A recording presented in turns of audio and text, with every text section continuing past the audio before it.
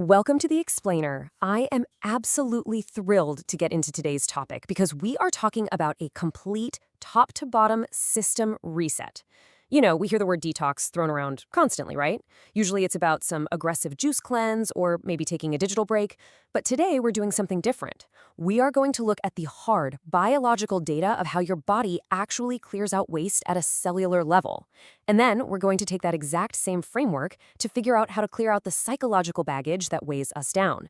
It's the ultimate reset, detoxing your cells and your soul. Let's get right into it. Okay, let's dive into this. I want you to really ask yourself, what does it actually mean to detox your life? Because most of the time, honestly, we're just aggressively treating the symptoms of a toxic life while completely ignoring the root cause. We're trying to outrun a bad diet with a weekend cleanse or out-earn a feeling of deep internal unworthiness by getting that corner office. But what if the mechanics of cleaning out a fatty liver and the mechanics of healing a restless mind are actually the exact same process? Section 1. The true meaning of detox. To really understand this, we've got to zoom all the way in to the microscopic level. You see, your liver isn't just some passive sponge. It's an active processing plant, running two back-to-back chemical assembly lines 24 hours a day. Literally, right now, your liver has a physical queue of toxins just waiting to be processed. And there are 7 levels to a true biological liver detox. So let's walk through the setup, the first 3 levels. Level 1 is pretty straightforward. Remove the load. Modern life just sends your liver way more than it was built to handle. Processed seed oils, synthetic chemicals, and fructose, which, by the way, the liver converts directly into fat. By cutting those out, you drop the intake pressure. But here's the catch. Most people do level 1 halfway. They eat clean all week, but keep that 1 glass of wine, which produces acetaldehyde. That's a compound actually more damaging than the alcohol itself. Then we have level 2, which is feeding the detox pathways with specific nutrients. And level 3 is clearing the bile highway, using bitter foods and movement so that all this waste actually leaves your body instead of just getting reabsorbed. Now, what's really interesting about this comparison is that it reveals a critical bottleneck right at level 2. Inside your liver, phase 1 uses enzymes to literally pull toxins apart, making them highly reactive. Then, phase 2 binds those reactive pieces to water-soluble compounds so they can be flushed out. But here is the massive problem. Phase 1 is fast and phase 2 is slow. So people doing a mainstream detox often drink massive amounts of fast green juices and coffee, which totally accelerates phase 1. But without the sulfur, glycine, and B vitamins needed for phase 2, those highly dangerous reactive toxins just back up inside your cells. You were literally making the toxicity worse by processing faster at the front end while totally backing up at the back end. It's like a traffic jam in your cells. Section 2. The deep biological reset. So once we've finally stopped the flood of new toxins, we can move into the deeper cellular mechanics. And this is stuff that mainstream medicine is just starting to fully map out. This is where the magic actually happens. Level 4 activates AMPK, that's your liver's low fuel sensor.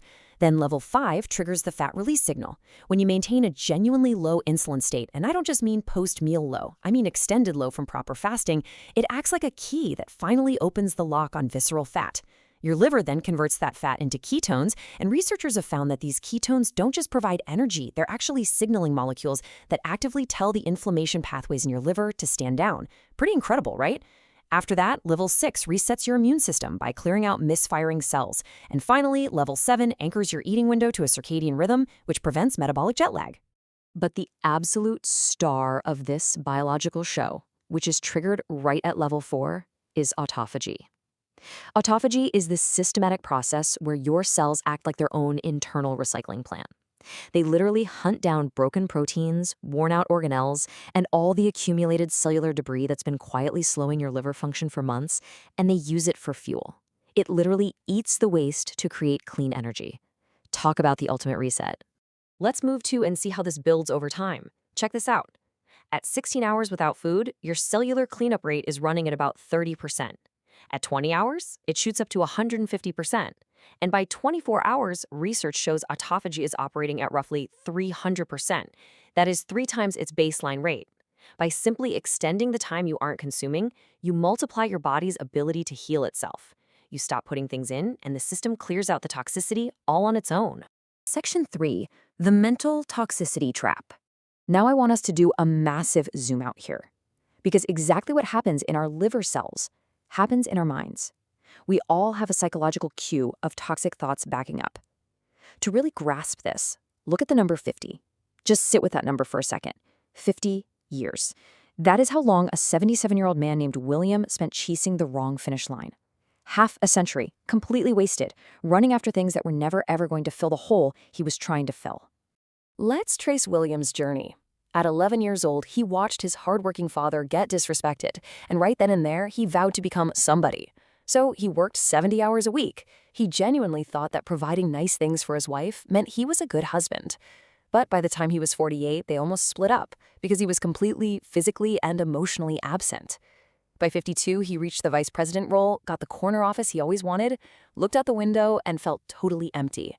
It actually took him until age 73 to realize that the feeling of being enough was something he could have given himself the entire time. He realized the tragic difference between merely providing for someone and actually being present with them. So the crucial point is William's ultimate realization. When you get the thing, there's always another thing. The finish line moves. This is the classic "I'll be happy when" syndrome. We all do it, right? We think we'll be happy when we get the promotion, when we pay off the house, when we finally lose that belly fat. But if you are waiting until everything is perfect to be happy, you're going to wait forever. And that leads directly to this incredibly profound truth. Real freedom is not needing anything outside of you to be okay inside of you. Wow. Just think about how beautifully this mirrors our biology. Real cellular health isn't about constantly adding more fancy supplements from the outside. It's about creating the right environment inside so the cell can heal itself. True freedom, true safety, true worthiness, these are inside jobs. Section 4. Detoxing your life and mind. To help us stop postponing our lives, William shared a mental detox toolkit built from 77 years of hard-won experience. And this brilliantly illustrates the exact parallels. In the physical dimension, the toxins are fructose, alcohol, and seed oils, right? And antidotes are autophagy, fasting, and targeted nutrients. Well, over in the mental dimension, the toxins are envy and the lie of "I'll be happy when." The antidotes? Gratitude, being present, and simply deciding that you are enough right now. Abstaining from physical toxins triggers liver repair.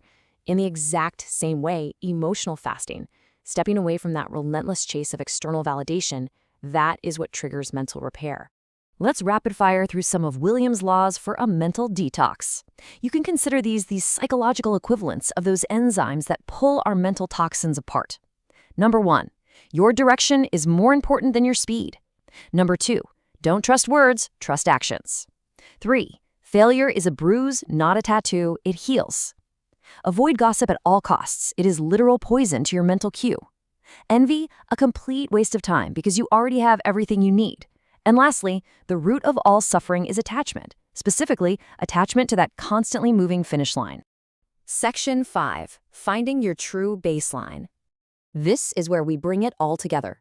The goal of this explainer isn't just to throw some biology facts at you or tell you a nice story. It is to urge you to find your holistic baseline, a state where your body runs cleanly on an empty queue and your mind finally stops keeping score. Because here is the real secret. The fear leaves when you change, not when your circumstances do. See, William paid off his house at 58, thinking he'd finally relax. But instead, he just started worrying about market crashes and healthcare costs. The fear just found a new host. Reaching level 7 of your liver detox protocol won't automatically cure your life's anxiety.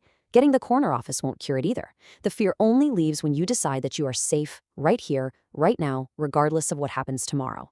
So I want to leave you with this final vital question. What is your "I'll be happy when" lie? What are you actually waiting for? And what would fundamentally change in your life if you stopped postponing your living and decided that you are enough right now? Take a deep breath, start your internal cleanup, and stop waiting. Your reset begins today. Thank you so much for joining me on this explainer, and I absolutely can't wait to explore our next topic together.